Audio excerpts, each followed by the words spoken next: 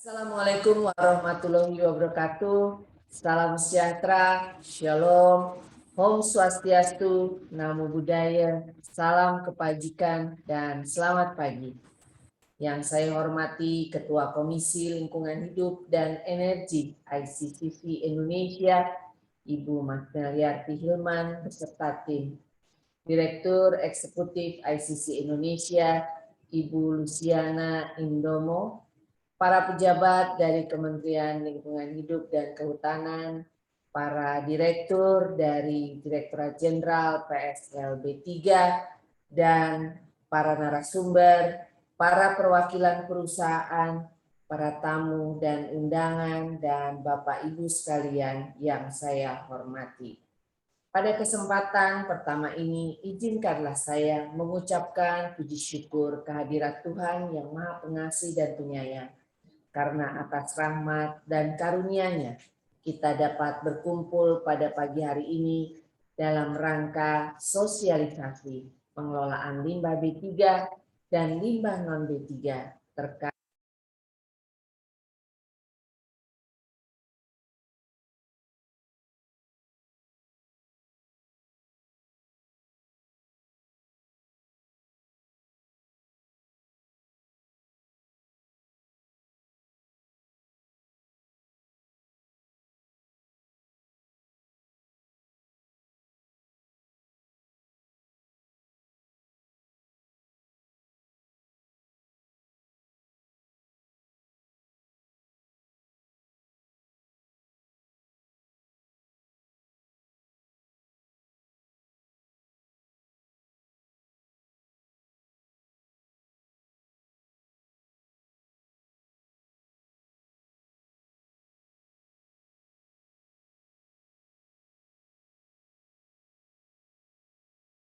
Assalamualaikum warahmatullahi wabarakatuh. Salam sejahtera, shalom, Om Swastiastu, Namo Buddhaya, salam kebajikan, dan selamat pagi. Yang saya hormati Ketua Komisi Lingkungan Hidup dan Energi ICCC Indonesia, Ibu Marteliarti Hilman beserta tim. Direktur Eksekutif.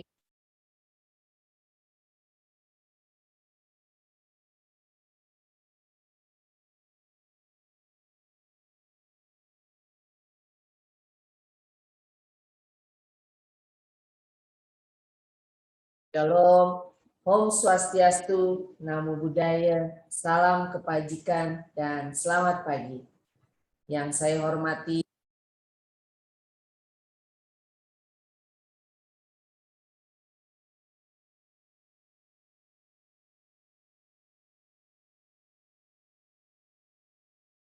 Assalamualaikum warahmatullahi wabarakatuh. Salam sejahtera, shalom, Om Swastiastu, Namo Buddhaya, salam kebajikan, dan selamat pagi. Yang saya hormati Ketua Komisi Lingkungan Hidup dan Energi ICCC Indonesia, Ibu Marteliarti Hilman beserta tim. Direktur Eksekutif ICC Indonesia, Ibu Luciana Indomo, para pejabat dari Kementerian Lingkungan Hidup dan Kehutanan, para direktur dari Direktorat Jenderal PSLB.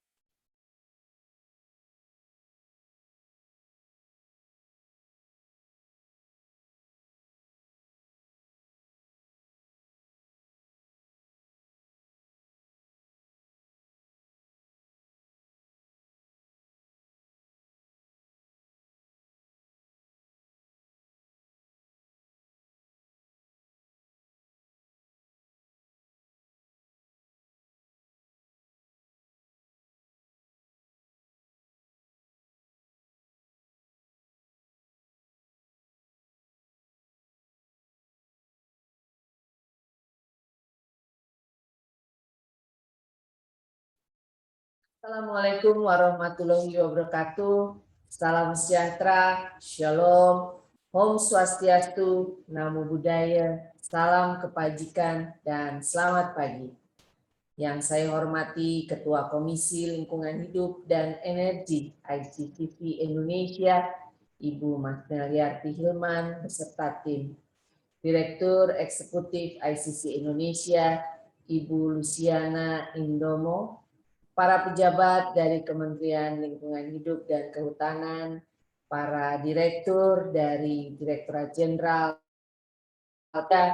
dan para narasumber, para perwakilan perusahaan, para tamu dan undangan, dan Bapak Ibu sekalian yang saya hormati. Pada kesempatan pertama ini, izinkanlah saya mengucapkan puji syukur kehadirat Tuhan yang Maha Pengasih dan Penyayang.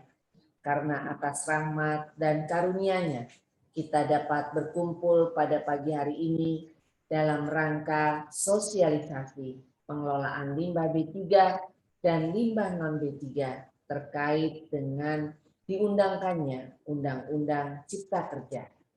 Semenjak disahkannya Undang-Undang Nomor 11 Tahun 2020 tentang Undang-Undang Cipta Kerja, maka prinsipnya undang-undang ini adalah memperpendek birokrasi perizinan, memperkuat penegakan hukum, tanpa mengurangi tujuan dan fungsi, khususnya dalam mengintegrasikan persetujuan lingkungan ke dalam perizinan.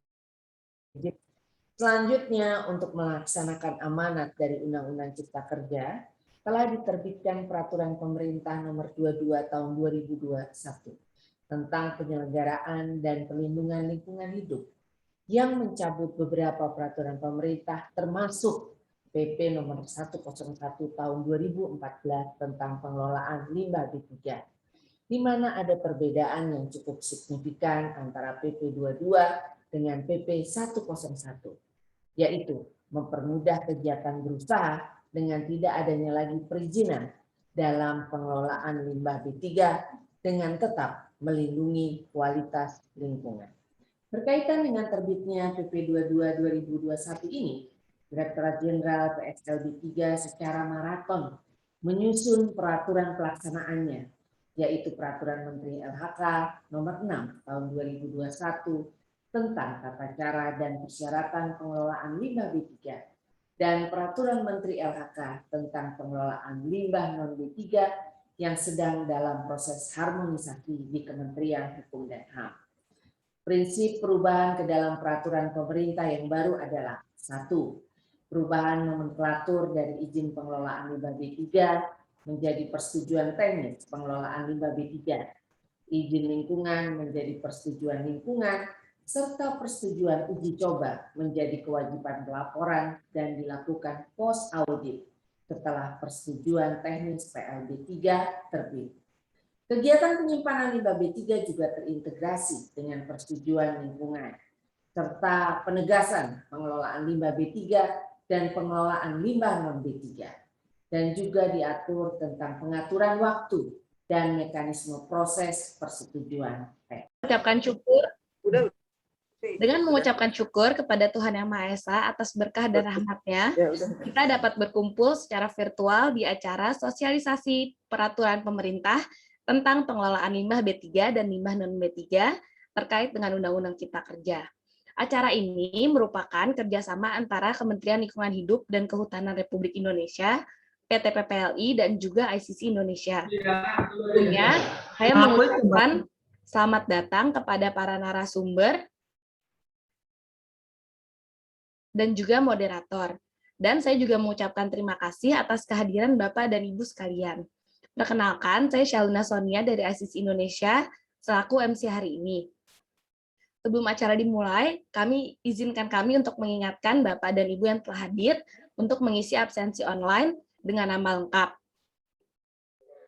Karena absensi online tersebut akan digunakan untuk penerbitan e-sertifikat. Bapak dan Ibu, sebelum kita mulai acara hari ini, marilah kita bersama-sama berdoa sesuai dengan agama dan kepercayaan masing-masing. Semoga Tuhan menjadikan acara ini bermanfaat untuk kita semua, serta acara ini dapat berjalan lancar dan kondusif, dan kita juga selalu diberikan kesehatan dan juga keselamatan. Berdoa dimulai.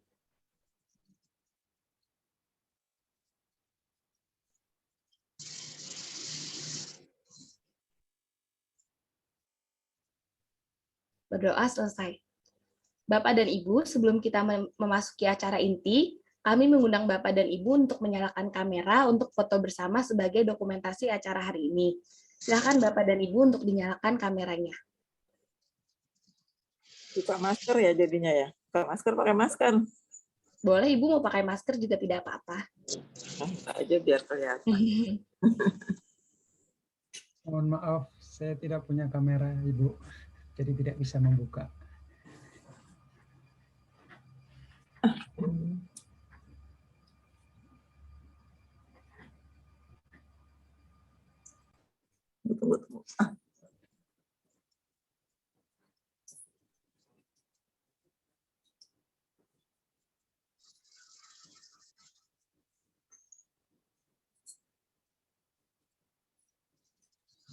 Baik, Bapak dan Ibu, silakan untuk melihat ke kamera.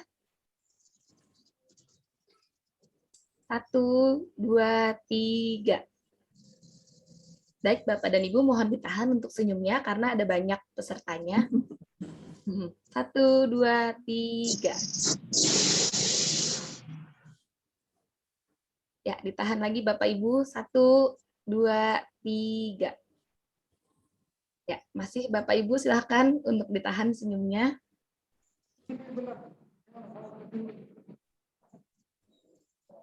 Baik, silakan Bapak Ibu tunjukkan senyum terbaiknya ke kamera. 1, 2, 3.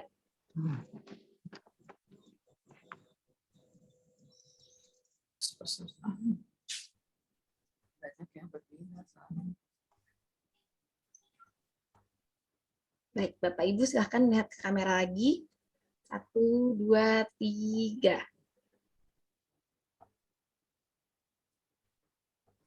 Baik, terima kasih Bapak dan Ibu.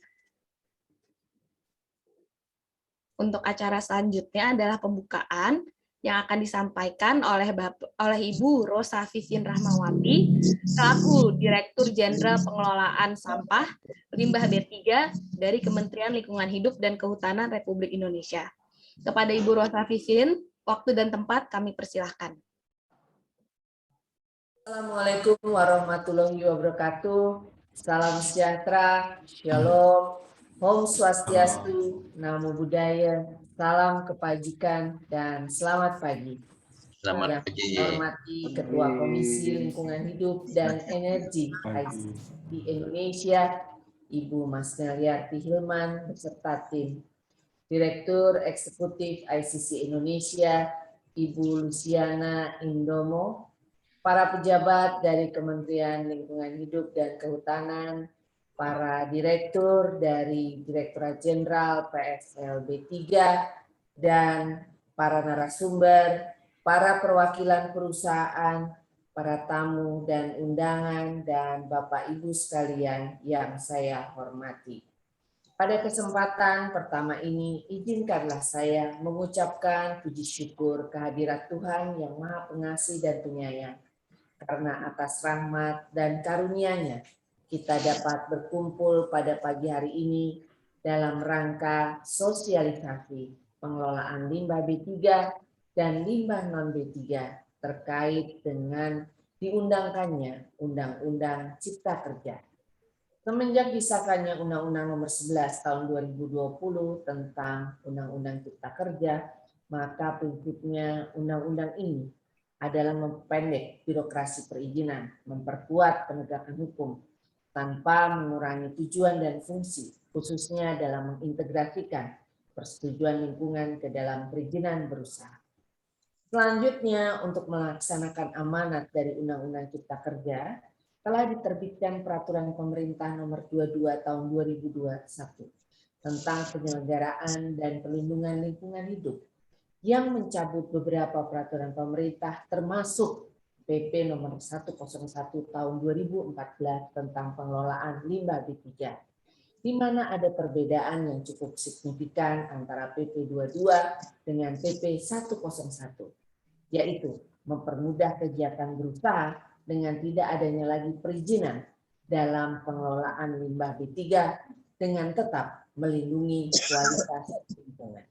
Berkaitan dengan terbitnya PP 22 2021 ini, Direktorat Jenderal PSLB 3 secara maraton menyusun peraturan pelaksanaannya, yaitu Peraturan Menteri LHK Nomor 6 Tahun 2021 tentang tata cara dan persyaratan pengelolaan limbah B3 dan Peraturan Menteri LHK tentang pengelolaan limbah non-B3 yang sedang dalam proses harmonisasi di Kementerian Hukum dan HAM. Prinsip perubahan ke dalam peraturan pemerintah yang baru adalah: 1. Perubahan nomenklatur dan izin pengelolaan limbah B3 menjadi persetujuan teknis pengelolaan limbah B3, izin lingkungan menjadi persetujuan lingkungan, serta persetujuan uji coba menjadi kewajiban pelaporan dan dilakukan post audit setelah persetujuan teknis PLB3 terbit. Kegiatan penyimpanan limbah B3 juga terintegrasi dengan persetujuan lingkungan, serta penegasan pengelolaan limbah B3 dan pengelolaan limbah non-B3, dan juga diatur tentang pengaturan waktu dan mekanisme proses persetujuan teknis. Dengan diberlakukannya Peraturan Menteri LHK Nomor 6 Tahun 2021 tentang tata cara dan persyaratan pengelolaan limbah B3, maka telah mencabut beberapa peraturan pelaksanaan dalam pengelolaan limbah B3, yaitu Peraturan Menteri LHK tentang tata cara perizinan pengelolaan limbah B3, Peraturan Menteri LHK tentang persyaratan dan tata cara penimbunan limbah B3 di fasilitas penindusan akhir, Peraturan Menteri LHK tentang perizinan pengelolaan limbah B3 terintegrasi dengan izin lingkungan melalui pelayanan perizinan berusaha terintegrasi secara elektronik. Hal ini juga telah diganti dengan peraturan pemerintah yang baru dan peraturan Menteri LHK-nya. Serta yang lain adalah Peraturan Menteri LHK tentang persyaratan dan tata cara dumping pembuangan limbah ke laut.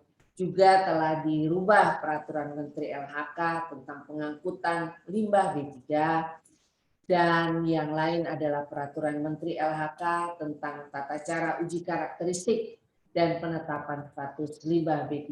Ini juga dirubah, di mana di sini ada pengecualian dan ada by product ada di sini. Dan kemudian yang lain adalah Peraturan Menteri LHK tentang penyimpanan limbah B3, di mana penyimpanan sekarang terintegrasi dengan persetujuan lingkungan, Peraturan Menteri LHK tentang pemanfaatan limbah B3, dan keputusan Kepala Bapeda yang sudah lama sekali, yaitu di tahun 95, tentang persyaratan teknis pengelolaan limbah B3, itu pun juga sudah dicabut dan diintegrasikan dalam Peraturan Menteri LHK ini. Dan yang lain adalah keputusan Menteri LHK tahun 2003 tentang tata cara dan persyaratan teknis pengolahan limbah minyak bumi dan tanah terkontaminasi oleh minyak bumi secara biologis, juga telah dicabut dan diintegrasikan di dalam Peraturan Menteri LHK yang baru. Hadirin yang berbahagia, selain mengeluarkan peraturan-peraturan, Direktorat Jenderal Pengelolaan Sampah, Limbah, dan B3 juga telah mengembangkan berbagai aplikasi elektronik. Di antaranya yang kita kenal adalah Siraja, Sistem Pelaporan Kinerja Pengelolaan Limbah B3 dan Limbah Non-B3. Kita kenal juga Vestronik, Sistem Manifest Elektronik, Sistem Pelacakan Pengangkutan Limbah B3 atau Silacak, dan aplikasi lainnya. Dalam perkembangannya, di tahun 2021, pemutahiran sistem ini terus dilakukan, di mana integrasi ketiga sistem tersebut memudahkan dunia usaha dalam melakukan pelaporan pengelolaan limbah B3 dan limbah non-B3-nya secara online, baik di level kabupaten kota, provinsi, maupun nasional.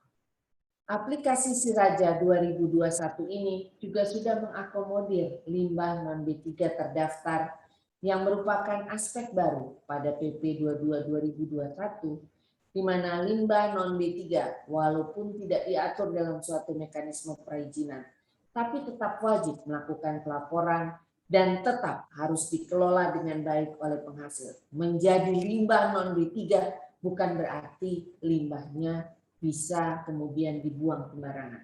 Tapi limbah non-B3 harus tetap terkontrol karena ini adalah control waste. Aplikasi-aplikasi elektronik merupakan mandatori yang disampaikan Presiden, di mana transformasi digital harus diakselerasi untuk pelayanan publik yang efisien dan cepat, serta mewujudkan inklusi masyarakat. Hadirin yang berbahagia, Selama 2 tahun terakhir ini, kita semua tengah menghadapi pandemi COVID-19 dan masih berlangsung hingga saat ini. Tentu sangat melelahkan dan melemahkan ekonomi negara. Namun, kini saatnya kita kembali bangkit, sehingga peningkatan pertumbuhan perekonomian nasional dapat kita capai.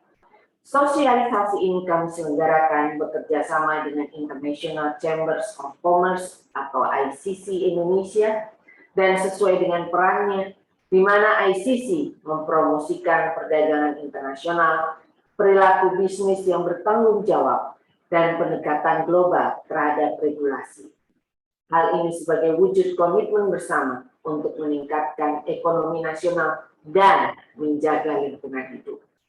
Dan puji syukur acara yang dilaksanakan secara daring ini dihadiri oleh perwakilan industri atau perusahaan yang tentu saja sangat berperan dalam peningkatan ekonomi di Indonesia, sehingga pengelolaan limbah B3 dan limbah non-B3 tidak hanya dikelola, tapi bisa dimanfaatkan sebagai bagian dari peluang dalam menjalankan perekonomian di Indonesia. Semoga acara sosialisasi ini dapat dimanfaatkan bukan hanya untuk dipahami, namun juga untuk dapat menerapkan hal-hal teknis yang diperlukan sesuai jenis kegiatan atau usahanya. Demikian yang dapat saya sampaikan. Selamat mengikuti sosialisasi dan dengan ini kegiatan secara resmi saya nyatakan dibuka. Demikian, terima kasih. Assalamualaikum warahmatullahi wabarakatuh. Om Santi Santi Santi Om, Namo Buddhaya, salam kebajikan, shalom dan selamat pagi. Terima kasih. Terima kasih banyak kami ucapkan kepada Ibu Rosa Vivien untuk pembukaannya. Selanjutnya adalah sambutan dari Ibu Mastelia Kehilman, Ketua Pembangunan dan Energi ICC Indonesia. Kepada Ibu Nelly, waktu dan tempat kami persilahkan.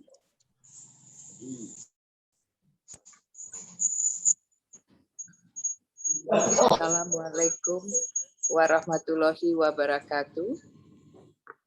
Yang terhormat Ibu Dirjen, Ibu Vivien, dan Ibu Luciana, Executive Director ICC, Ibu Sinta, dan juga Bapak Gunawan, serta rekan-rekan dari Kementerian Lingkungan Hidup dan para hadirin yang saya hormati. Pada kesempatan ini saya ingin menyampaikan bahwa tentu saja kami dari ICC sangat menyambut sosialisasi peraturan pemerintah tentang pengolahan limbah B3 dan limbah non B3 terkait dengan Undang-Undang Cipta Kerja yang baru. Hal ini diakibatkan kalau kita lihat masalah-masalah limbah B3 ini memang menjadi concern dari para industriawan untuk mengetahui lebih lanjut bagaimana kita melakukan pengelolaan limbah B3 dengan peraturan perundangan yang baru ini. Saya mulai saja melihat definisi limbah B3. Mengapa limbah B3 ini menjadi perhatian kita semua? Karena yang definisinya adalah bahan berbahaya dan beracun yang sebenarnya disingkat B3 adalah zat, energi, dan atau komponen lain karena sifat, konsentrasi, dan atau jumlahnya, baik secara langsung maupun tidak langsung dapat mencemarkan dan atau merusak lingkungan hidup dan atau membahayakan lingkungan hidup, kesehatan serta kelangsungan hidup manusia dan makhluk hidup lainnya. Nah, limbah B3 itu berbahaya dan beracun yang kita singkat dengan limbah B3 adalah sisa suatu usaha dan atau kegiatan yang mengandung bahan berbahaya dan beracun. Baiklah, saya coba kita lihat bagaimana sebetulnya saat ini atau seringkali kita mendengar bahwa pembuangan limbah ke lingkungan, baik yang limbah B3 dan B3 itu belum dilakukan dengan baik, tetapi beberapa tahun terakhir ini beberapa daerah sudah melakukannya dengan baik. Oleh karena itu, mereka juga ingin mengetahui bagaimana harus mentaati peraturan perundang-undangan itu, sehingga mereka tidak menyalahi peraturan yang ada dan bisa melakukan upaya industri yang berkelanjutan. Karena untuk kita melakukan ekspor suatu produk banyak persyaratannya yang ke arah perlindungan lingkungan juga. Nah, kalau kita lihat permasalahan yang terjadi pada saat ini, limbah B3 seringkali penyimpanan tidak berjenis limbah B3 dan tata cara penyimpanan limbah B3 tidak tepat, tidak sesuai dengan peraturan yang ada. Lalu kapasitas limbah B3 tidak sesuai dengan jumlah B3 yang dihasilkannya, dan juga seringkali adalah penyimpanan sludge IPAL di luar TPS limbah B3 dan pemasaran jumlah limbah B3 skala besar. Ini menjadi hal yang cukup sulit dilakukan. Nah, kalau kita lihat mengapa limbah B3 ini menjadi hal yang sangat penting baik secara nasional maupun internasional, karena banyak peristiwa di dunia yang diakibatkan oleh pengelolaan limbah B3 yang tidak tepat, seperti peristiwa Love Canal di Amerika Serikat, di mana akhirnya mereka harus menutup lokasi itu karena dampaknya pada anak-anak dan masyarakat yang tinggal di situ, sehingga mereka harus dipindah untuk dilakukan clean up. Dan ini tentunya mahal sekali.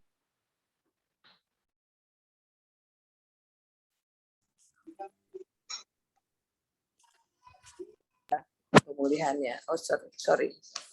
Bisa. Nah, hal yang lain adalah masalah metil merkuri, di mana di Minamata Bay, Jepang menyebabkan ratusan orang karena dibuang begitu saja, maka ratusan orang terkena dampaknya karena oleh metil merkuri dan menyebabkan paralisis setelah kehilangan sensor sarafnya. Sampai saat ini, karena itulah kita punya secara internasional ada konvensi Minamata tersebut. Lalu adalah juga Silent Spring pada tahun 1992 membahas dampak DDT terhadap makhluk hidup, terutama burung yang berkurang jumlahnya akibat DDT yang mematikan. Jadi dampak ini adalah juga diakibatkan oleh limbah B3. Lain hal lagi adalah Union Carbide pada tahun 84 juga menewaskan 3.780 jiwa dan 500.000 orang terpapar metil isosianat tersebut. Dan industrinya juga mengalami masalah dari segi keuangannya. Dan pada tahun 2010, perusahaan minyak BP juga mencemari Teluk Meksiko dan 11 orang tewas serta mencemari laut sampai pantai Mississippi. Bagaimana di Indonesia? Pada saat itu, kita tahun 80-an belum punya peraturan tentang limbah B3, belum ada fasilitas pengelolaan limbah B3. Pemerintah DKI meminta kepada Kementerian Lingkungan Hidup pada saat itu bagaimana caranya mengelola limbah B3 secara baik dan memenuhi persyaratan lingkungan. Nah, kalau kita lihat konvensi internasional yang terkait dengan limbah B3 sebenarnya konvensi Basel untuk lintas batas pengangkutan limbah B3. Dan ada konvensi bahan berbahaya dan beracun, konvensi Rotterdam, dan konvensi Minamata. Ini ada konvensi yang memang terkait dengan B3 dan limbah B3. Sementara peraturan perundangan kita mulai dari Undang-Undang Cipta Kerja nomor 11 tahun 2020, ada peraturan pemerintahnya sudah terbit nomor 22 tahun 2021, tadi Ibu Vivin sudah menjelaskan beberapa peraturan, artinya PP 101 itu sudah digantikan oleh PP nomor 22 tahun 2021, lalu Undang-Undang 32 karena masih ada pasal-pasal yang terkait, lalu PP selain yang telah diganti oleh Undang-Undang Cipta Karya, lalu PP 101, saya rasa ini salah ya, lalu PP 74 tentang pengelolaan B3 dan Peraturan Menteri Permen LHK nomor 6 tahun 2001 tentang tata cara persyaratan dan pengelolaan limbah B3. Nah, di negara lain limbah B3 ini diatur sedemikian rupa, baik di Vietnam, mereka pun melakukan upaya pengontrolan dari mulai pengumpulan, pengangkutan, pengolahan, penimbunan 3R, dan izin diberikan oleh Vietnam Environmental Agency, juga RECRA di USA, dan Environmental Quality Act di Malaysia dan di mana-mana, termasuk Cina. Cina juga melakukan pengelolaan limbah B3. Nah, akibat dari limbah B3 ini terhadap kesehatan manusia, ini yang menakutkan kita sebetulnya adalah menurut laporan Global Alliance Health and Pollution pada tahun 2019, kematian akibat pencemaran limbah B3 dan B3 hampir 92% terjadi di negara berkembang. Dan pencemaran tersebut bertanggung jawab terhadap 1 dari 4 orang kematian. Resiko yang tertinggi terhadap anak-anak karena dosis yang kecil saja akan berpengaruh terhadap kesehatan anak.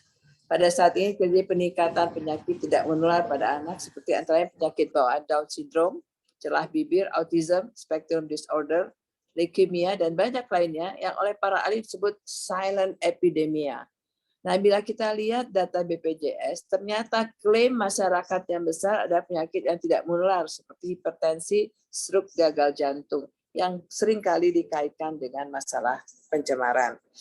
Selanjutnya kita juga sampaikan bahwa lagi-lagi Global Alliance Health and Pollution menyampaikan bahwa partikulat PM 2,5 untuk pencemaran udara dan timbal pada saat ini bertanggung jawab terhadap berbagai penyakit dan juga sangat mencolok dampaknya terhadap biodiversity dan ekosistem kesehatan. Oleh karenanya perlu tindakan prioritas terhadap zat pencemar tersebut.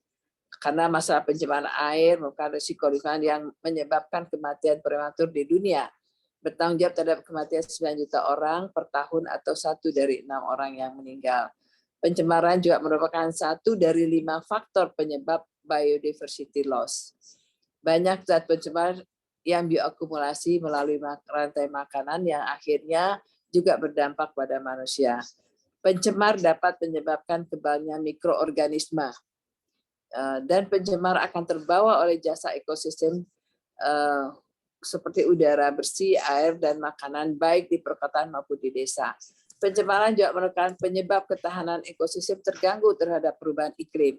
Nah, penanganan resiko dampak pencemaran dan upaya pencegahannya berdampak pada tingkat pengembalian investasi karena dampak kesehatan dan ekonomi. Artinya upaya pengelolaannya maupun upaya preventifnya itu memerlukan biaya. Oleh karenanya kita perlu melihat bahwa dampak daripada pencemaran akibat limbah B3 itu juga akan mengganggu dari segi sosial maupun ekonomi.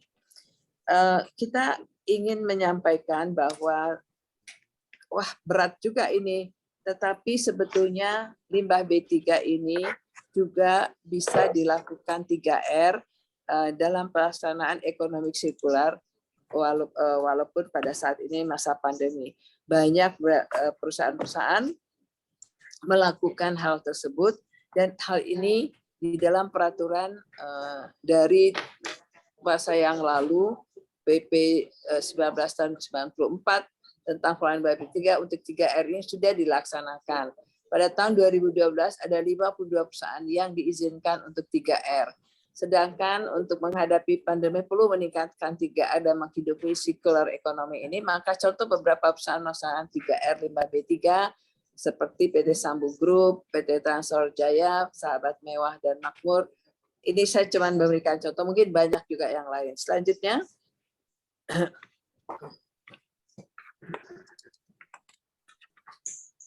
saya ingin menyampaikan bahwa limbah B3 ini kita lihat bahwa sangat berbahaya dan beracun dan pemakaian dapat menyebabkan pencemaran lingkungan dan risiko terjadinya gangguan kesehatan. Biaya pengelolaan limbah sampai dengan pemulihan sangatlah mahal, maka perlu pengawasan masuknya limbah B3 dari negara lain, melakukan 3R untuk pelaksanaan ekonomi sirkular sehingga perusahaan menjadi lebih hemat. Dengan kondisi pandemi COVID-19 dan telah tersedia peraturan pelaksanaan Undang-Undang Nomor 11 tahun 2002 tentang Cipta Kerja, dan yaitu Peraturan Pemerintah Nomor 22 tahun 2021 tentang penyelenggaraan perlindungan dan pengelolaan lingkungan hidup, dan Peraturan Menteri LHK Nomor 6 tahun 2001 tentang tata cara pencatatan pengelolaan limbah B3, maka kita harapkan semua perusahaan bisa mengikutinya setelah mendapatkan informasi yang lebih luas ini. Dan kami juga berharap di kemudian hari ada training-training yang lebih intens untuk bisa menjelaskan secara lebih baik lagi dan lebih maksud saya lebih mendalam untuk bisa menangani pengelolaan limbah B3. Nah, kita juga tahu bahwa diharapkan pelaksanaan proper, maka setiap kegiatan usaha menghasilkan limbah dapat mengupayakan pelaksanaan pengelolaan limbah 3 dengan tentunya beyond the compliance.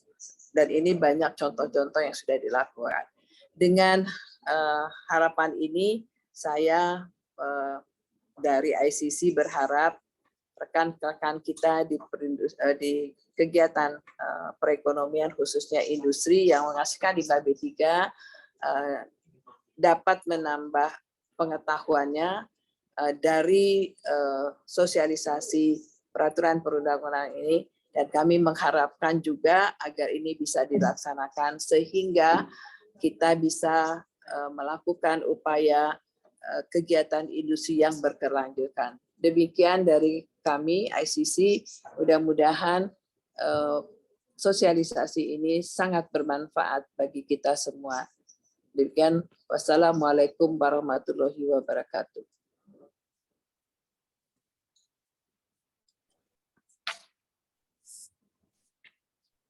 Baik, terima kasih banyak Ibu Nelly untuk sambutannya. Bapak dan Ibu, untuk acara selanjutnya akan saya serahkan kepada Ibu Sulistiowati atau Ibu Listi, Wakil Ketua Komisi Lingkungan dan Energi ICC Indonesia, yang akan berperan sebagai moderator kita hari ini. Dalam sesi hari ini akan ada 5 narasumber, yaitu Bapak Gunawan Wicaksono selaku Direktur Verifikasi Pengelolaan Limbah B3 KLHK, Bapak Amsor selaku Kasubdit Pengumpulan dan Pemanfaatan Limbah B3 dan PLT Kasubdit Pengangkutan dan Pengolahan Limbah B3, Bapak Gagan Firmansyah selaku Kasubdit Manufaktur pada Direktorat Penilaian Kinerja,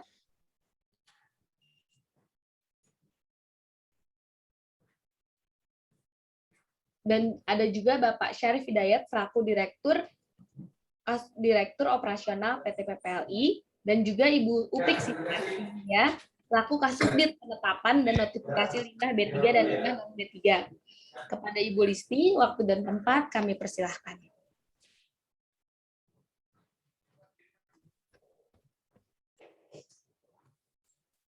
Halo, oke. Mas Sun, di sini. Hari ini ke kantor enggak? Oh.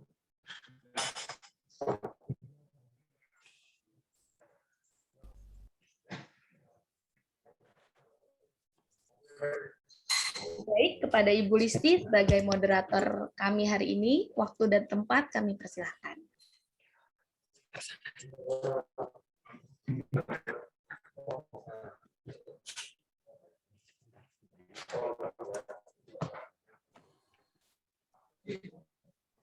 Udah dipersilahkan. Halo, ya.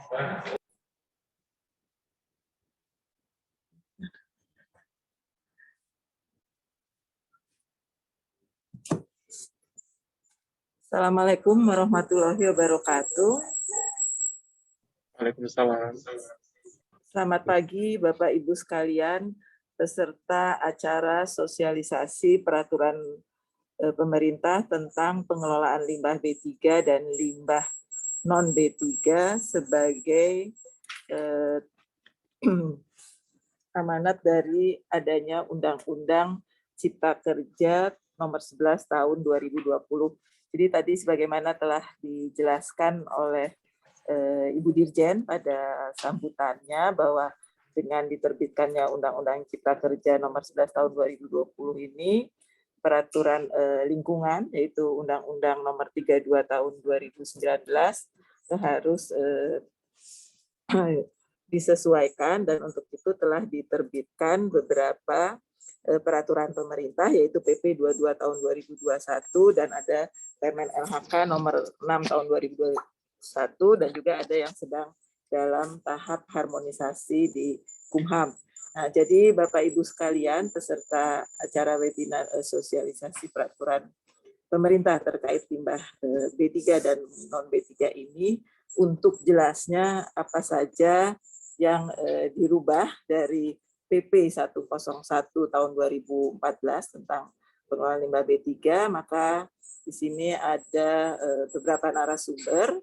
Jadi nanti kita akan ada 5 narasumber pada sesi ini, yaitu Bapak Gunawan sebagai Direktur Verifikasi Pengelolaan Limbah B3 dan Limbah Non-B3. Kemudian ada Pak Amsor sebagai Kasubdit Pengumpulan dan Pemanfaatan Limbah B3. Kemudian ada Pak Gagan, Kasubdit Agroindustri, Ibu Upi sebagai Kasubdit Penetapan dan Notifikasi Limbah B3 dan Limbah Non-B3, serta ada dari PT PPLI B3 yang akan menyampaikan juga bagaimana saat ini dengan adanya pandemi pengelolaan limbah B3 yang terus tetap dilaksanakan di PT PPLI. Nah, untuk singkatnya kami persilahkan sebagai narasumber pertama yaitu Bapak Gunawan yang akan menyampaikan implementasi pengelolaan limbah B3 dan limbah non B3 sebagaimana diamanatkan dalam PP nomor 22 tahun 2021. Waktu kami persilahkan untuk Bapak Gunawan, silakan. Jadi waktunya adalah 30 menit Pak Gunawan, silakan. Ya, terima kasih Ibu Listi. Bismillahirrahmanirrahim. Assalamualaikum warahmatullahi wabarakatuh. Pertama-tama kita panjatkan budi syukur kehadirat Allah Subhanahu wa taala, kita masih diberikan kesehatan, nikmat ruang waktu sehingga kita bisa mengikuti acara ini. Yang saya hormati Ketua Komisi ICC Indonesia, Ibu Bidang Energi dan Lingkungan, Ibu Nelly, kemudian Direktur Eksekutif Ibu Luciana, dan juga Ibu Moderator, Ibu Listi, dan para narasumber serta para peserta sosialisasi pada kali ini. Bapak Ibu, tadi kita juga sudah mendengarkan di awal arahan Ibu Dirjen dan juga tadi presentasi dari Ibu Nelly tentang bahayanya limbah B3 jika tidak terkelola dengan baik. Pengelolaan limbah B3, Bapak Ibu, yang perlu kita ketahui dinamikanya sangat luar biasa. Dalam hitungan bulan maupun tahun, itu pergerakan kebijakan yang begitu dinamis, sehingga ini perlu kita ikutin bersama sehingga kita bisa terus mengelola lingkungan sesuai dengan peraturan-peraturan yang berlaku terkini. Karena setelah keluarnya UCK ini, maka pengelolaan lingkungan hidup utamanya di dalam pengelolaan limbah B3 itu banyak perubahan, utamanya di dalam sisi perizinannya. Namun dari sisi teknis, Bapak Ibu, hampir tidak berubah. Ya, dari sisi teknisnya hampir tidak berubah. Bahkan ada beberapa yang penambahan sehingga lebih komprehensif di dalam pengelolaan lingkungan limbah utamanya dalam limbah B3 ini, dan kita tentunya sesuaikan dengan perkembangan terkini, perkembangan lapangan, dan juga perkembangan di dunia internasional. Bapak Ibu semua, kami ingin menjabarkan terkait dengan peraturan terbaru, ya, PP 22, dan nanti Permen 6 bawahnya, itu akan dijelaskan lebih lanjut oleh teman-teman. Namun di sini global atau secara umum pengelolaan limbah B3 di dalam UCK dan turunannya di PP 22. Sebelumnya sebenarnya ya sebetulnya sebelum PP22 ini ada PP5 ya. PP5 ini juga terkait dengan PP22. Kalau nggak salah ada slide sebelumnya tadi ya. Bisa ini kan yang PP5 dan PA ini. Terima kasih banyak. Jadi kita perlu mengetahui di samping PP22 itu juga ada PP5 nomor 5 tahun 2021. Kenapa? Dikarenakan PP ini adalah PP ini terkait dengan tentang penyelenggaraan perizinan berusaha berbasis resiko. Sehingga ada kaitan dengan PP nomor 22. Pakai itu aja deh. Nah, di dalam PP 5 itu disebutkan terkait dengan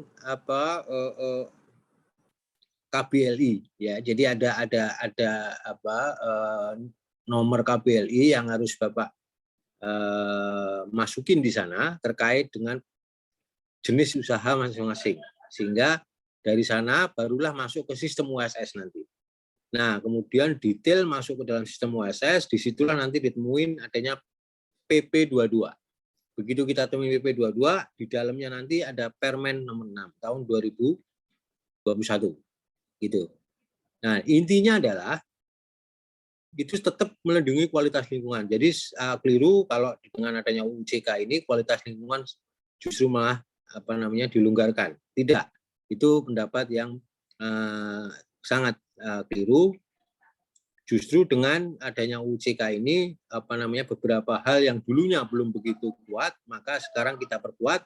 Dulunya belum ada peraturan, kita munculkan itu peraturan gitu ya, sehingga seluruh utamanya di limbah, di pengelolaan limbah B3 itu secara komprehensif diatur. Dan tentunya yang kedua adalah mempermudah kegiatan berusaha. Jadi tidak sulit lagi atau tidak lama lagi dalam pengurusan perizinan dan lain sebagainya. Nah, saya ambil contoh terkait dengan hal-hal yang belum dilakukan dulu gitu ya, yaitu tentang pengelolaan limbah non B3. Seperti apa limbah kalau keluar atau tidak diatur dalam pengelolaan limbah B3, kemudian kita masukkan ke dalam kotak yang namanya limbah non B3. Nah, dulu itu belum detail. Sekarang sangat detail, cukup detail menurut saya ya. Cukup detail, dan ini akan berkembang terus nanti gitu. Karena ini juga limbah non B3 itu tetap limbah, sehingga harus dikelola. Sekali lagi harus dikelola, karena ini nanti objek pengawasan dari para pengawas dari PPLH akan diawasin. Nah, Bapak Ibu, kalau kita masuk ke dalam peraturan PP22 ya, di sana PP22 ini mengganti PP 101, sehingga PP 101 itu sudah tidak berlaku lagi, dikarenakan diganti dengan PP 22. Nah, PP 22 ini lebih komprehensif ya, lebih lebar lagi dibandingkan dengan PP 101. Yang dulunya PP 101 kayak limbah non B3 itu hanya 2 pasal. Sekarang limbah non B3 itu di sini 20 pasal. Nah, ya 20 pasal. Jadi tidak ada alasan limbah saya tidak masuk dalam list sehingga masuk limbah non B3 kemudian tidak ada aturan. Nah, jadi mohon perhatian Bapak Ibu semua. Maka sekarang seluruh limbah even dia tidak masuk dalam list masih terkena peraturan, yaitu peraturan limbah non B3. Nah, sekarang pertanyaannya, kalau bagaimana jika di dalam list tidak ada? Ya. Namun dia sesuatu jenis limbah yang dianggap itu cukup berbahaya sehingga dia abu-abu itu. Limbah itu dalam masuk di tengah-tengah gitu ya. Jadi kita tidak tahu itu karena di dalam list nggak ada itu. Karena kita menganut positive list kan gitu. Sehingga hal ini sudah ada wadahnya di dalam PP22 ini, yaitu penetapan status limbah. Sampai saat ini, Bapak Ibu semua, yang masuk surat untuk menetapkan limbah yang tidak ada dalam list kurang lebih 200-an lebih. Hampir 80%. Jadi hampir 80% itu jatuh ke golongan limbah berbahaya dan beracun. Begitu Bapak Ibu semua, ya. Maka Bapak Ibu, jika misalnya di tempatnya Bapak Ibu ada beberapa limbah yang memang tidak ada dalam list, kemudian Bapak ragu ini limbah B3 atau bukan, maka diajukan aja untuk menetapkan status ke kami, ya, di Direktorat Verifikasi. Nanti kita akan tindak lanjuti lebih jauh. Ada prosedurnya itu, sesuai dengan peraturan tentunya, ya. Nah, itu di dalam poin A, Pak, penetapan limbah B3 itu. Jadi di pasal, kita mempunyai pasal hampir 200-an ya, hampir ya 190 sekian. Ini cukup tebal ini. PP 22 ini gabungan dari PP air, udara, AMDAL, limbah B3, laut, gabung jadi satu, Pak. Sehingga hampir 600 lembar kalau nggak salah ya. Cukup. Nah, ini hanya bab 7 saja tadi, pengelolaan limbah B3 ini. Satu bab saja. Namun ini isinya sangat-sangat komprehensif. Isinya dimulai dari penetapan limbah B3 seperti yang tadi saya sebutkan. Kemudian pengurangan limbah B3. Nah, kalau Bapak melakukan pengurangan limbah B3, ini nilainya besar dalam proper. Nanti oleh Pak Gagan akan bisa dieksplorasi lebih lanjut tuh. Sangat-sangat besar nilainya ini, sangat lebih tinggi ya, paling tinggi ini nilainya. Namun memang tidak gampang mengurangi limbah, gitu ya. Harus hitungannya harus clear, harus ada basis persatuan produk limbah yang dihasilkan. Nah, biasanya teman-teman perusahaan tidak menghitung sampai di sana itu. Makanya kalau kepingin hijau maupun emas propernya, Bapak harus memiliki indikator ya, indikator untuk limbahnya Bapak itu berkurang atau bertambah. Karena ini penting juga nanti di dalam pengelolaan lanjutan, Pak. Ya, satu itu. Dua adalah kalau saya bisa mau masuk ke dalam poin B itu, saya harus punya indikator tentunya ya, sehingga saya mengetahui operasional saya itu efisien atau enggak. Kalau misalnya persatuan produk limbahnya dibanding tahun lalu kok sekarang bertambah, nah itu perlu ditinjau itu. Kenapa? Apakah ada gagal produk yang cukup banyak misalnya, atau kenapa? Atau prosesnya mungkin tidak sesuai dengan kondisi-kondisi technical proses yang berlaku, gitu, dan lain sebagainya. Nah, yang ketiga itu penyimpanan limbah B3. Ya, penyimpanan limbah B3 ini rohnya selanjutnya atau starting point dari ke bawahnya itu, Pak. Mengangkut, memanfaatkan, mengolah. Jadi kalau menyimpan saja itu tidak proper, tidak layak atau tidak sesuai dengan aturan, pasti ke depannya banyak aturan-aturan itu banyak dilanggar. Jadi starting point, makanya kalau seorang pengawas ya yang sudah berpengalaman itu cukup lama dia di dalam penyimpanan itu diskusinya. Karena di sinilah akan diketahui titik awal lanjutan berikutnya. Ya, jadi mohon Bapak Ibu jangan menganggap remeh terhadap aktivitas menyimpan limbah B3 ini.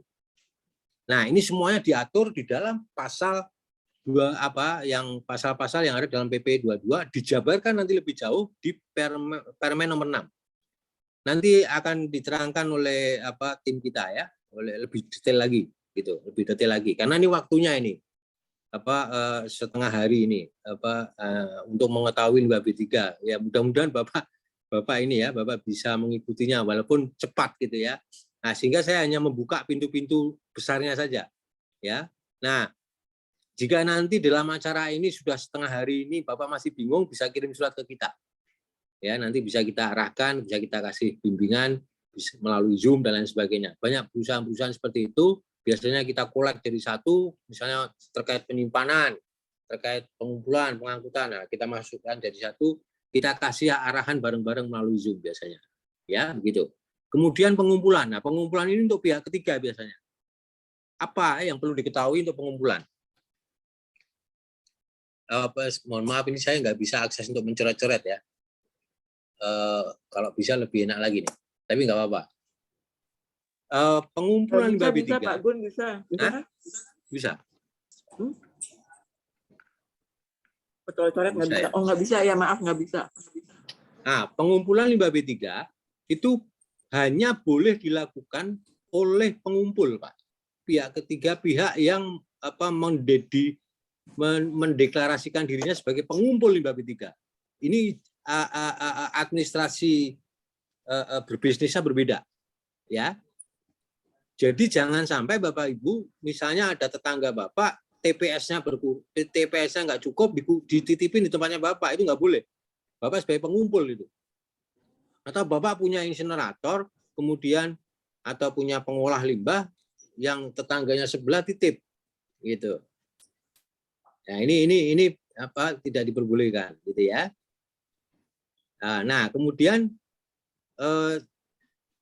sehingga pengumpulan Bapak Ibu itu hanya diperbolehkan untuk yang mendeklarasikan dirinya sebagai pengumpul, gitu ya. Jadi D ini bukan untuk penghasil.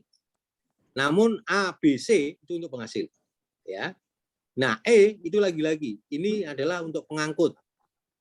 Nah, ini izinnya dari Kementerian Perhubungan, rekomendasinya dari kami. Izin tidak akan keluar jika tidak akan dikeluarkan rekomendasi. Rekomendasi itu seperti apa? Izin sebetulnya. Seperti karena apa? Sangat detail dari berbagai sisi, mulai dari jenis limbah, ya, kemudian kontainernya seperti apa, GPS-nya ada enggak, pengangkutannya rutenya seperti apa, dan lain sebagainya, sangat detail sekali, ya, di dalam pengangkutan ini. Bahkan sekarang harus diwajibkan untuk menggunakan GPS, trackingnya gampang. Jadi Bapak buang kemana ketahuan sekarang, Pak, gitu ya, ada di monitor kita. Kalau bagaimana kalau nggak ada GPS, nggak akan keluar rekomendasi, gitu. Nah, F ini yang paling populer, Pak. Pemanfaatan limbah berbahaya dan beracun. Inilah yang tadi di dalam presentasinya Bu Dirjen di pembukaan maupun Bu Nelly ya. Inilah yang bisa menggerakkan apa circular economy. Di dunia sekarang trennya itu mainnya di F, Pak. Apapun itu. Ya, limbah sampah rumah tangga, limbah apapun. Kenapa? Karena kita menghindari yang H, Pak, penimbunan. Bapak bisa bayangkan kalau misalnya yang F itu kita tutup, ya semuanya lari ke H, maka Pulau Jawa ini ya akhirnya menjadi landfill semua nanti. Karena setiap hari ribuan ton limbah B3 itu dihasilkan dan semuanya kalau lari ke H, maka ini yang berbahaya, ya. Nah inilah sebetulnya H itu tidak sesuai dengan sunnatullah, tidak sesuai dengan hukumnya Tuhan itu ya. Hukumnya Tuhan itu muter, circular ekonomi itu benar itu. Maka dari 300 hampir 400-an izin tahun ini ya, lebih mungkin itu hampir 80% kita tuh melayaninya di F, di pemanfaatan. Alhamdulillah ini sudah mulai tren sekarang ya, pemanfaatan limbah berbahaya dan beracun. Tentunya dengan menggunakan, kalau dulu izin, sekarang Perstek dan SLO. Nanti kita akan jelaskan Perstek dan SLO itu seperti apa. Nah, kemudian pengolahan limbah B3 itu derajatnya lebih rendah dibandingkan pemanfaatan. Pengolahan Bapak get nothing, Pak. Bapak tidak mendapatkan apa-apa. Hanya merubah limbah dari limbah yang sifatnya berbahaya menjadi limbah yang ya sifatnya limbah non B3 mungkin menjadi limbah yang kurang berbahaya atau yang biasa dikejar oleh orang-orang, oleh para pemilik limbah adalah mengurangi jumlah limbah. G itu, Pak. G ya, pengolahan. Jadi mengurangi volume, bukan jumlah. Salah, maaf. Volume. Jumlah tidak berkurang. Nah, hukum kekekalan massa mengatakan ya, kalau saya punya 100 ton, maka keluarnya nanti juga akan 100 ton. Kalau keluar 40 ton atau 10 ton, gitu ya, maka 90 ton itu mungkin berubah fasa. Saya contohkan insinerator. Insinerator itu bukan pemusnah limbah. Istilah pemusnah limbah, Bapak Ibu semua, itu sebetulnya tidak ada. Dalam engineering ya, point of view, sudut pandang engineering, limbah musnah itu udah ada. Gitu. Tapi limbah dikonversi ke sesuatu, nah itu yang benar. Insinerator saya masukkan 100 ton atau mungkin berapa 100 kilo lah ya. Kemudian limbah saya fly ash-nya itu menjadi 15 ton, 85 kilo ya, 15 kilogram itu menjadi abu, 85 kilogram itu musnah, bukan. Ya. 85 kg itu saya rubah menjadi gas. Bapak bisa bayangkan kalau gasnya ini berbahaya, justru lebih berbahaya dibandingkan dia masih menjadi padatan. Inilah yang menjadi repot. Nah, sehingga disitulah diperlukan satu pengkajian. Makanya ada uji trial burn test. Nah, itu Pak. Gitu ya. Nah, penimbunan. Jadi penimbunan itu yang paling rendah. Ini kita tidak harapkan ini sebetulnya. Jepang, Bapak Ibu semua, di tahun 2012, Pak, tahun 2012, berarti hampir 9 tahun yang lalu, itu menargetkan 95% limbahnya di seluruh Jepang, Pak. Baik itu limbah domestik maupun limbah B3-nya, 95% itu harus bisa dimanfaatkan. 5%-nya diperbolehkan penimbunan. Mencapai target? Tidak. Makanya direvisi lagi di tahun 2019 atau 2018 itu. Ya, direvisi lagi dengan berbagai fleksibilitas 5%-nya diturunkan lagi, Pak. Menjadi 2% kalau nggak salah. Sehingga menjadi 98%. Nah, maka pengelolaan limbah, apapun limbahnya, baik limbah B3 maupun limbah non B3, itu coba bisa. Nah, memang ada yang tidak bisa dimanfaatkan, ada. Nah, itulah peluangnya khusus ya. Nah, itu namun jangan diarahkan ke ke penimbunan semua. Nah, nanti kita bicara limbah non B3, Pak. Ini menarik, limbah non B3. Limbah non B3 kita pengennya 100%. 100% Pak dimanfaatkan. Ya, gitu ya. Kemarin kita bicara dengan teman-teman yang menghasilkan nikel slag itu. Ya. Dia memasang ada penimbunannya nanti. Boleh Pak, boleh. Namun kalau saya Pak itu bisa nggak itu dinolkan Pak. Sehingga Bapak larinya ke sebelah kiri, ke pemanfaatan. Wow, semangat mereka. Gitu ya. Nah, dumping ini diperbolehkan namun dengan persetujuan pemerintah. Ini izinnya juga complicated nih Pak, karena dumping ya. Yang J Pak, pengecualian limbah B3. Pengecualian limbah B3 ini nanti bisa dijabarkan di karena nanti kan masih ada lagi di akhir itu ya Ibu B nanti bisa menjabarkan ini nanti pengumpulan pengangkutan pemanfaatan pengelolaan Pak Amsor gitu ya, karena saya hanya pintu-pintunya aja.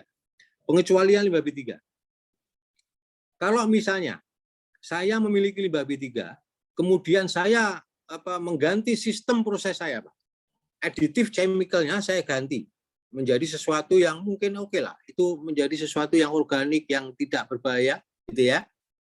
Kemudian prosesnya juga saya modifikasi sedemikian rupa, retrofitting gitu ya, proses engineering saya, sehingga saya meyakini kok kelihatannya limbah B3 saya ini bisa berubah menjadi limbah non B3. Dulu memang limbah B3, karena saya merombak sistem proses saya. Boleh Pak diajukan ke pengecualian itu. Nah, di sini nanti Bapak akan ketemu dengan yang namanya tim ahli, Pak. Nah, untuk diuji ya limbahnya Bapak tadi dengan berbagai pertanyaan-pertanyaan dari tim ahli tadi. Ada 12. Ya, Ibu Dirjen itu ketuanya, saya sebagai sekretarisnya dan 10 anggotanya. Gitu ya, biasanya kami yang memimpin, saya memimpin, Ibu Dirjen hadir di sana. Itu bisa sampai 2-3 jam Pak rapatnya, sangat teknis Pak untuk yang J ini, karena ini akan mengeluarkan dia sebagai limbah B3 ya. Memang ini tidak gampang, ini datanya harus lengkap banget Pak ya. Nah, yang K, perpindahan lintas batas limbah B3 ini tadi Ibu Nelly juga sudah menjelaskan terkait dengan Basel Convention. Bapak Ibu semua, saya tadi di depan mengatakan dinamika pengelolaan limbah B3 itu sangat dinamis, Pak. Ya, kemajuannya luar biasa, sehingga kita dari waktu ke waktu harus mengikuti, otherwise nanti kita tertinggal. Nah, perpindahan lintas batas limbah B3 ini di-cover dalam Basel Convention. Kita meratifikasi kalau di Dirjen PSL B3 ini meratifikasi banyak konvensi. Ya, Merkuri tadi juga disebutkan. Ya, kemudian Merkuri, apalagi Merkuri Convention itu Minamata Convention ya. Kemudian yang kita sekarang sedang menjadi tuan rumah, Ibu Dirjen sebagai presidennya itu. Kemarin kita 4.1 alhamdulillah sudah berhasil kita laksanakan melalui online, nanti insya Allah kita lanjutkan di 4.2 di Bali. Itu offline, itu face to face meeting. baru diambil decision. Itu dinamikanya juga luar biasa itu, merkuri itu. Ya. Nah, perpindahan lintas batas limbah B3 itu kalau mengekspor limbah B3 diperbolehkan, namun dengan catatan adanya notifikasi. Jadi negaranya sana harus mengerti, Pak. Harus tahu. Kamu ngirim apa ini? Itu ya. Kalau negaranya nggak setuju, nggak boleh dikirim. Gitu. Nah, ya, bagaimana kalau mengimpor, memasukkan limbah B3 dari luar? Tidak boleh. Tidak diperbolehkan di peraturan undang-undang kita, UCK itu Pak yang mengatakan, Pak. Tidak diperbolehkan memasukkan limbah ke dalam wilayah Republik Indonesia.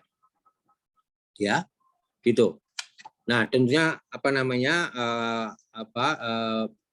kalau makanya kemarin itu yang plastik dan kertas itu biasanya ada sisipan di sana, sisipan limbah. Nah, kalau sisipan itu limbah itu dari landfill, ada aturannya itu. Kalau kertas itu diambil dari landfill misalnya, atau plastik itu diambil dari itu kita balikin, Pak. Ya, ini alhamdulillah sekarang sudah mulai tertib setelah adanya gunjang-ganjing di tahun 2019 kemarin itu. Karena memang benar-benar dilakukan penegakan hukum. Nah, kemudian penanggulangan Pak pencemaran. Gunawan, waktunya 10 menit lagi ya. 10 menit lagi ya, oke. Jadi yang yang L, M, dan N itu adalah standar polluter pay principle gitu ya. Kalau Bapak mencemari harus membayar, harus membersihkan gitu ya. Kita ada direktorat direktorat pemulihan lahan kontaminasi. Lanjut, next. Ini permen-permen Bapak Ibu semua yang saling kait mengait. Begini Bapak Ibu semua, kita tidak bisa membaca permen 6 saja. Ya, kita harus melingkan, mengkaitkan dengan permen-permen lain. Yang paling terkait dengan permen 6 itu adalah permen nomor 4. Bapak bisa catat ini, sama permen nomor 3. Gitu. Jadi TikToknya supaya enak, karena kalau hanya permen 6 Bapak bingung nanti. Karena ada beberapa yang kita linknya ke permen nomor 4, ada linknya permen nomor 3. Ya. Di nomor 3 itu perizinan berusaha, gitu ya. Di nomor 4 itu adalah terkait dengan yang UKL-UKL, mana yang wajib, mana yang tidak dan sebagainya. Lanjut, next. Saya mau berhenti sebentar di sini, ya 1-2 menit. Ini yang masih banyak kita salah pengertian ya di dalam perizinan penyimpanan ini. Perlu Bapak perhatikan bahwasanya sejak Undang-Undang CK, keluarnya Undang-Undang CK diikuti PP 22, didetailkan dalam Permen 6, yang namanya izin penyimpanan limbah B3 sudah tidak ada. Ya, saya ulangi, yang namanya izin limbah B3 itu tidak ada. Jadi jangan sampai Bapak mengajukan permohonan ke kami memperpanjang izin. Nanti akan kami tolak. Akan ditolak di PTSP itu pasti. Sistem akan menolak itu. Ya, berarti hilang. Tidak hilang izinnya. Ganti baju, Pak. Ganti baju, namun baju itu lebih simpel gitu loh. Tetap berpakaian kita. Gitu ya. Kalau dulu bajunya mungkin kancingnya itu ada 25 kancing, jadi semuanya harus dikancing baru bagus gitu. Sekarang gimana kita buat baju namun kancingnya bisa cuma 5. Nah, gitu. Ibaratnya begitu, Pak. Namun harus tetap pakai baju. Kenapa? Ini limbah B3 soalnya. Nah, apa itu kancing tadi atau baju itu? Baju itulah yang disebut dengan persetujuan teknis dan surat layak operasi serta rincian teknis. Nah, ini.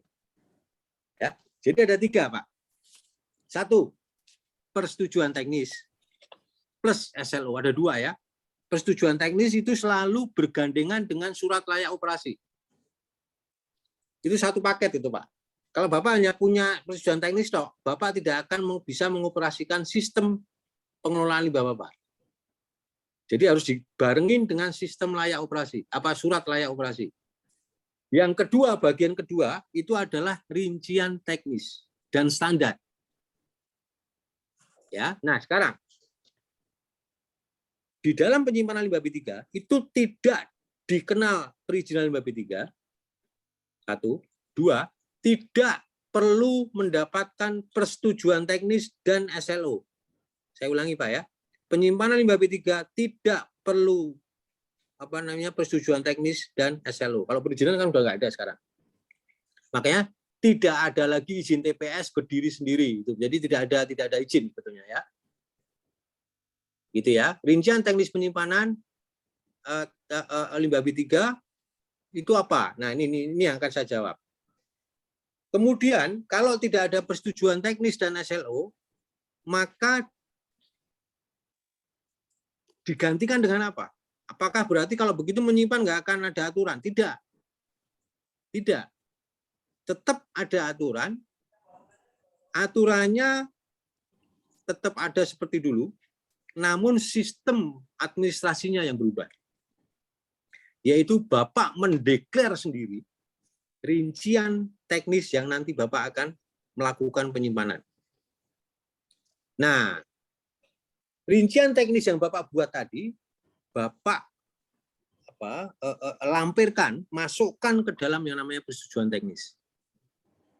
Ya, rincian teknis ini isinya apa? Macam-macam, Pak. Misalnya, saya memiliki 15 jenis limbah. Ya, ditulis di dalam rincian teknis. Limbah saya ada 15 jenis. Jenis A sekian ton, jenis B sekian ton, jenis A akan saya manfaatkan, jenis B, C, D akan saya bawa ke pihak ketiga. Gini, penyimpanannya untuk A itu menggunakan silo, kan gitu ya. B, C itu menggunakan kami masukkan di dalam bangunan. Silonya ada di mana? Di sebelah tempat penyimpanan sementaranya, bangunannya, GPS-nya ini semuanya clear, Pak. Nanti Pak Amsor bisa mendetailkan ini, ya. Ini sudah kita buat, ini sudah selesai ininya, apa namanya guideline-nya. Kalau Bapak kirim surat ke kita kasih guideline-nya nanti, ya. Seperti apa membuat rincian teknis? Pertanyaan, rincian teknis perlu disetujui enggak? Tidak ada persetujuan. Wah, enak kalau begitu. Enak kalau begitu. Nah, sebentar. Kalau saya membuat hanya ya Pak ya, ini saya adalah limbah saya, limbah akan saya kelola, sebagian saya manfaatkan, titik. Kemudian pengawas datang. Bapak akan diobok-obok oleh pengawas, Pak. Satu, Bapak tidak menjabarkan rincian teknis secara detail, gitu ya.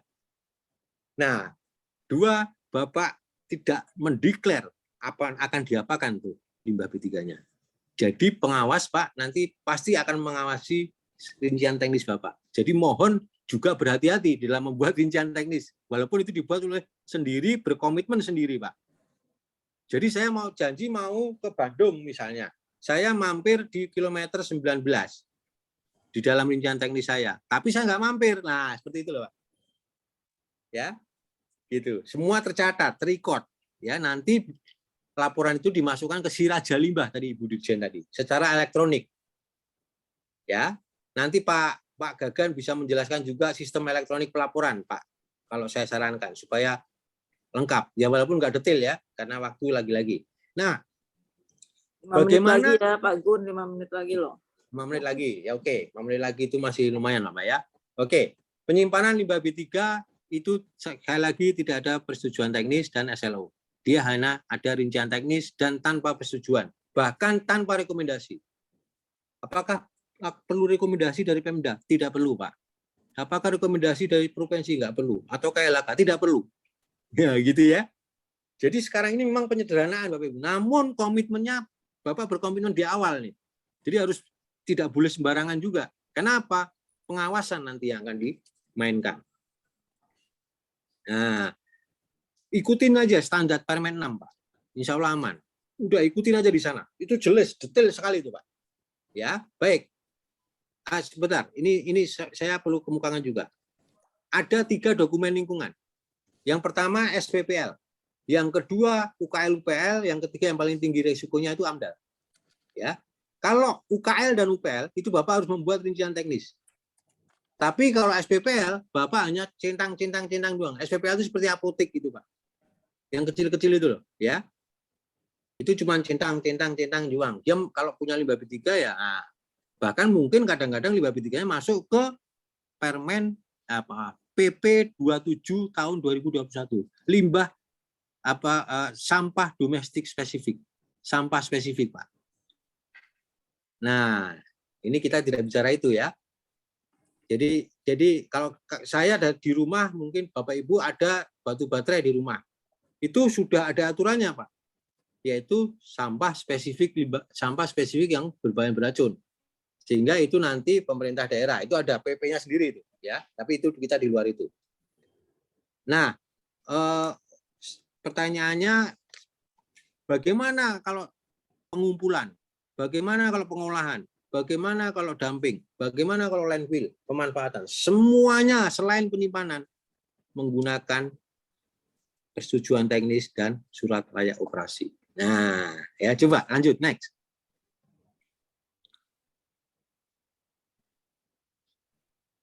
Nah, ini nih Pak. Ya.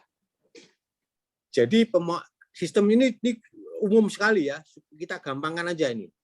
Supaya tidak gampang dimengerti ya. Pemohon mengajukan perizinan ke lembaga OSS kan gitu ya. Nah, kemudian lembaga OSS itu nanti akan menganukan persetujuan lingkungan ya, harus diurus dulu. Persetujuan lingkungan biasanya ke KLHK, nanti ke AMDALNET ini. Ini hari ini sedang dibahas. Saya mengirim tim juga AMDALNET. Ya. Untuk membahas AMDALNET. AMDALNET itu adalah satu sistem yang menggabungkan persetujuan lingkungan ini. Karena persetujuan lingkungan ini nanti isinya, salah satunya isinya sekali lagi itu adalah persetujuan teknis yang hijau itu, Pak. Jadi sekarang ini tidak ada izin berdiri sendiri seperti dulu. Tidak ada persetujuan teknis berdiri sendiri seperti dulu, nggak ada. Dia tergabung menjadi satu, yaitu namanya persetujuan lingkungan. Nah, inilah cita-cita Undang-Undang 32 itu tercapai.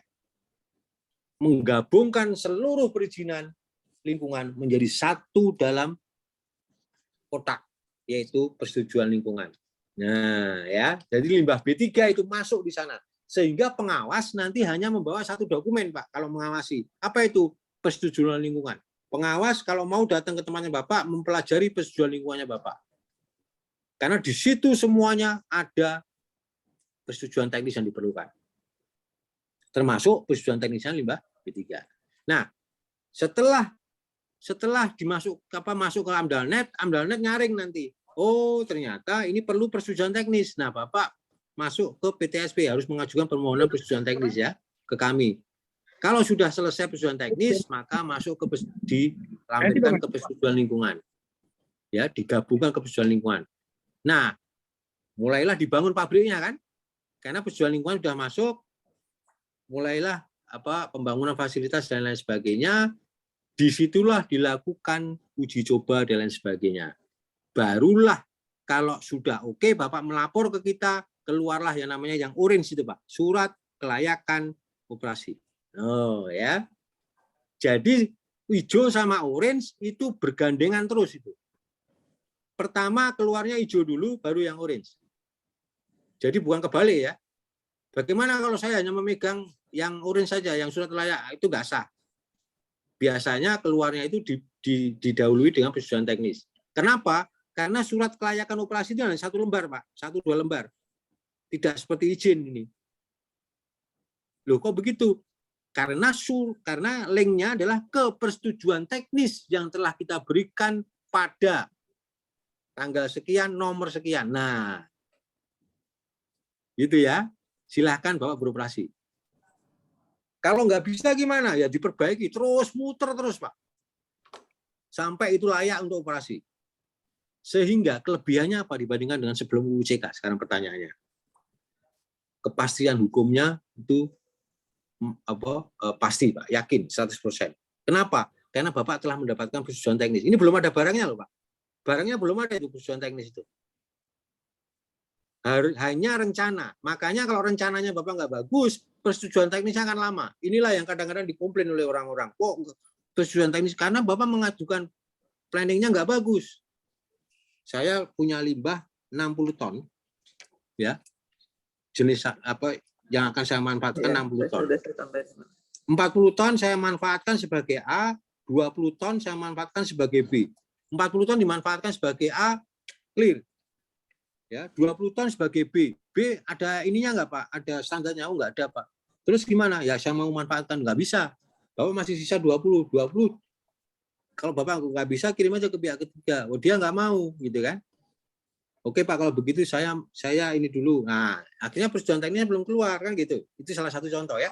Jadi apa namanya, event hanya rencana, namun Bapak harus mempunyai planning yang bagus. Makanya apa namanya, ada istilah saya selalu kemukakan di dalam presentasi itu, if you have a good planning, it means you plan to be good. Nah, jika kita mempunyai planning yang bagus, kita tuh merencanakan sesuatu yang bagus berarti. Sebaliknya, kalau saya merencanakan sesuatu, rencana saya jelek, saya merencanakan sesuatu kejadian akan jelek. Nah, gitu kan. Nah, pembangunan fasilitas setelah selesai surat operasi, barulah perizinan berusaha dikeluarkan. Ya, saya pikir itu Mbak Listi, Ibu Moderator, saya yakin ini sudah 20 menit ya. Tapi sebetulnya masih ada beberapa. Saya pengen ini kalau ada sampai yang penting hari, silakan Pak ya, Gun. Kalau ada yang penting silakan saya tambah 5 menit lagi. Oke, saya tambah 5 menit lagi ya. Oke. Ya.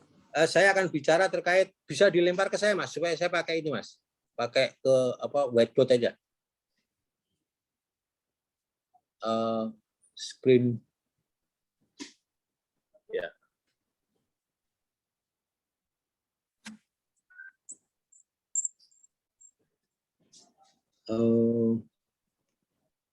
Salah.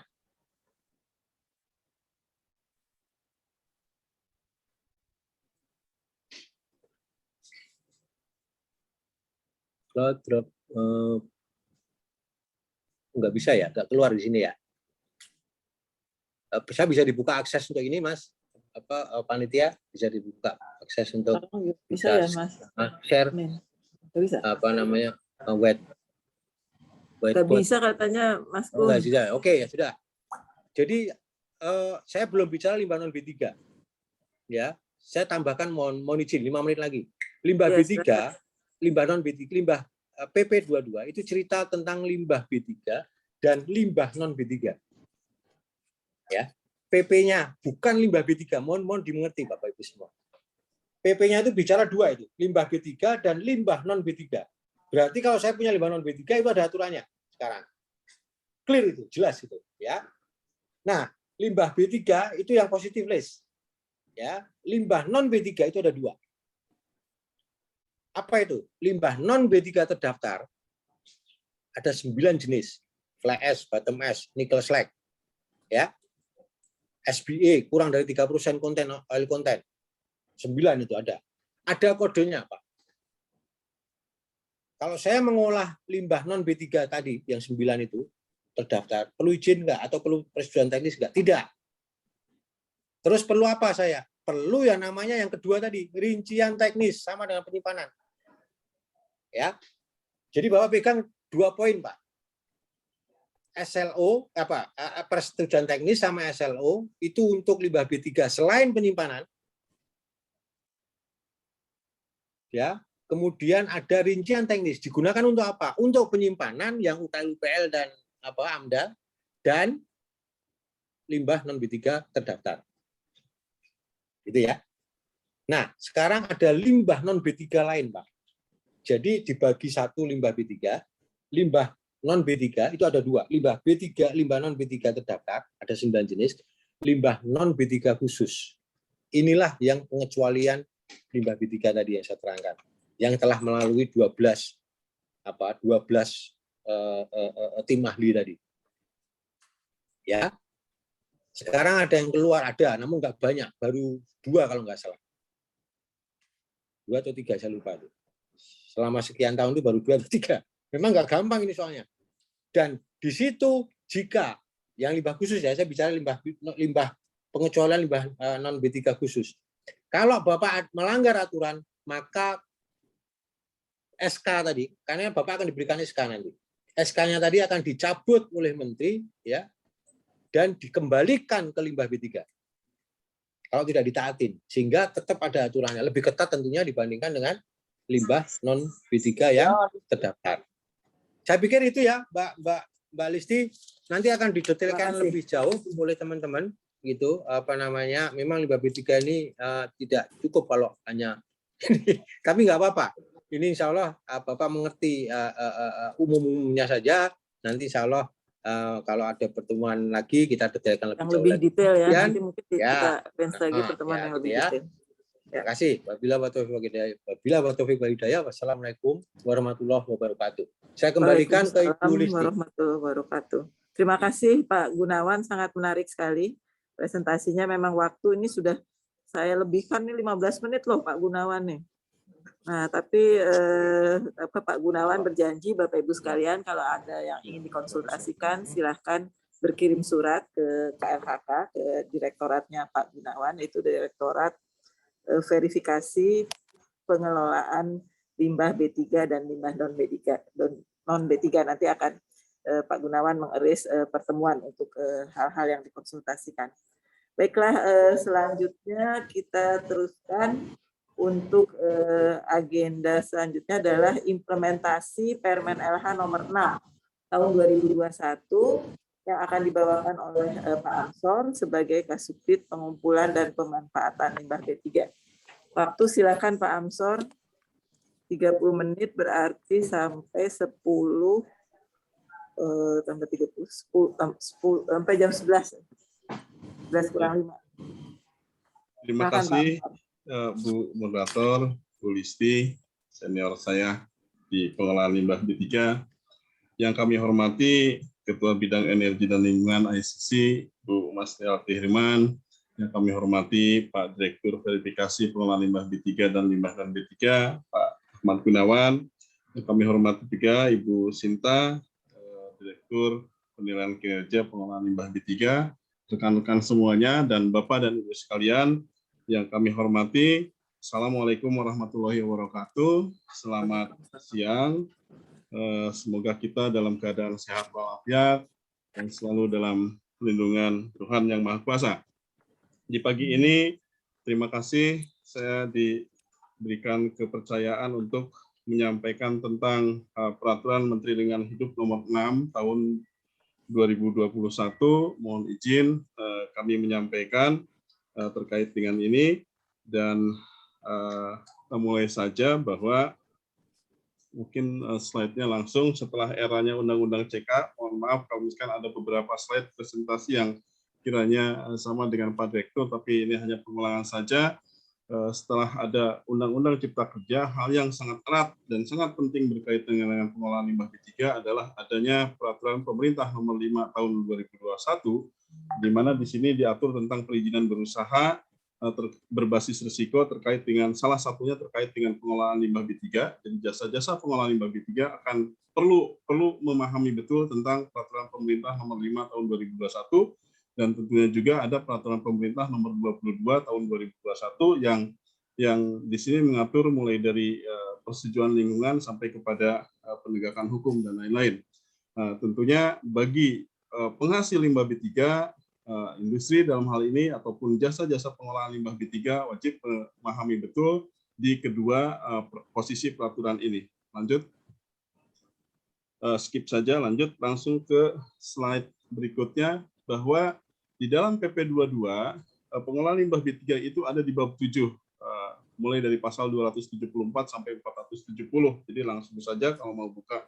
Tapi ini tidak bisa berdiri sendiri. Pengelolaan limbah B3 saat ini perlu melihat kepada persetujuan lingkungan dan seterusnya, karena di dalam proses atau di dalam pelaksanaannya nanti akan selalu terintegrasi dan selalu berkaitan erat dengan persetujuan lingkungan dan bahkan dengan perizinan berusaha. Lanjut.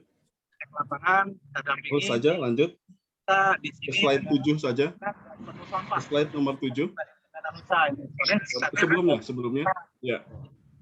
Tadi Pak Direktur sudah menjelaskan tentang PP 22.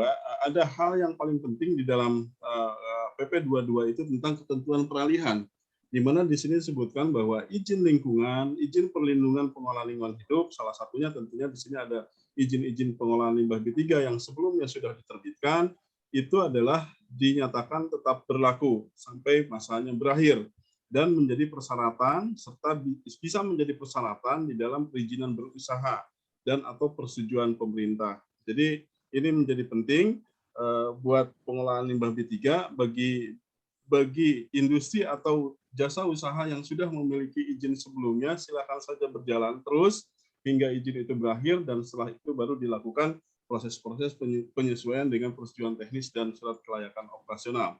Lanjut.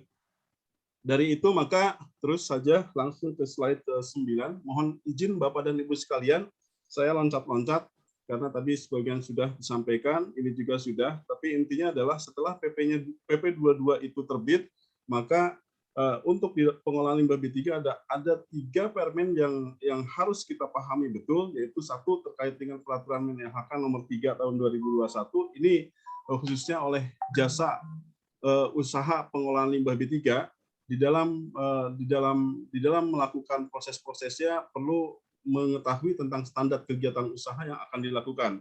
Yang kedua adalah tentang daftar usaha dan atau kegiatan yang wajib AMDAL. Di sini tentu pengaturan-pengaturan atau proses-proses bagaimana proses dokumen itu diproses, kemudian disahkan dan seterusnya, dan tentunya peraturan Menteri LHK nomor 6 tahun 2021. Ketiganya akan saling berkait dan tentunya tidak bisa dan saling berhubungan dan tidak saling meniadakan. Lanjut ke slide 10. Bahwa di dalam peraturan Menteri LHK nomor 6 tahun 2021 itu diatur ada 16 bab ya. Dapat kami sampaikan di sini bahwa seluruh ketentuan teknis yang ada di dalam Permen 6 ini